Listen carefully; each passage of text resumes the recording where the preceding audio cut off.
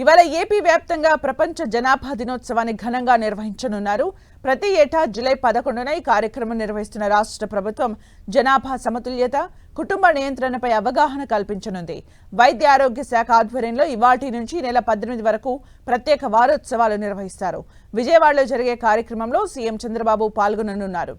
విజయవాడతో పాటు ఏపీ వ్యాప్తంగా నిర్వహించే ఈ కార్యక్రమంలో ఎక్కువ మంది పిల్లల్ని కనేవారిని ప్రోత్సహించాలన్న లక్ష్యంతో 3 లేదా అంతకంటే ఎక్కువ మంది పిల్లలు ఉండి కాన్పుల మధ్య సరైన విరామం పాటించిన దంపతులకు ప్రభుత్వం 5,000 నగదు అందిస్తుంది.